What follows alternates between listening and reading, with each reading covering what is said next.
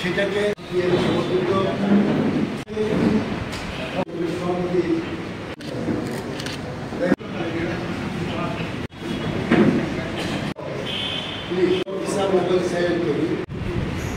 সম্প্রতি দুটি লোকসভা কেন্দ্রের নির্বাচন সম্পন্ন হয়েছে। পশ্চিম ত্রিপুরা এবং পূর্ব ত্রিপুরা এই দুটি আসনে ইন্ডিয়া জোটের পক্ষ থেকে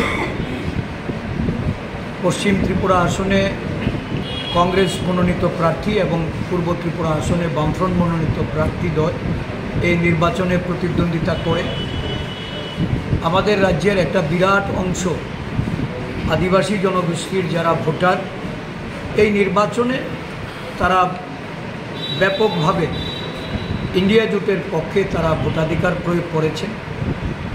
কংগ্রেস দল তাদের এই সাংগঠনিক যে তাদের সদিচ্ছা বা তাদের যে সমর্থন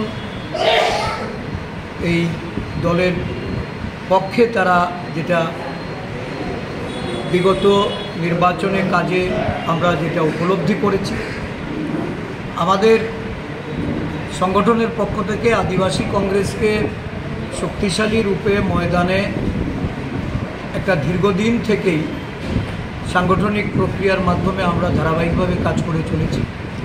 আজকেও আমাদের আদিবাসী কংগ্রেস মানে এসটি ডিপার্টমেন্টের যে মিটিং, এই মিটিংয়ের মাধ্যমে নির্বাচনোত্তর যে ভূমিকা আদিবাসী জনগোষ্ঠীর মধ্যে আমাদের সংগঠন বৃদ্ধির লক্ষ্যে এবং আগামী দিন ত্রিপুরা প্রদেশ কংগ্রেস সহ সারা রাজ্যে কংগ্রেস দলকে শক্তিশালী রূপে পরিগণিত করার জন্য আমাদের উপজাতি নেতৃত্ব এক বলিষ্ঠ ভূমিকা গ্রহণ করে তারা আদিবাসী কংগ্রেসকে এগিয়ে নিয়ে যেতে চায়।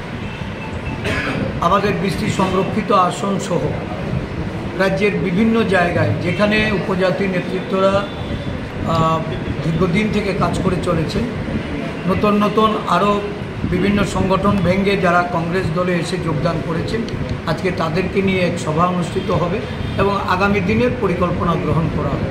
একটি রোডম্যাপ তৈরি করে আমাদের সংগঠন আগামী দিনের জন্য প্রস্তুতি নেবে। এই উপলক্ষেই আজকে আদিবাসী কংগ্রেসের ডাকা এই সভা। আমি এই সভায় উপস্থিত সমস্ত আমাদের কংগ্রেস দলের যারা আদিবাসী নেতৃত্ব তাদেরকে আমি আন্তরিক অভিনন্দন জ্ঞাপন করি।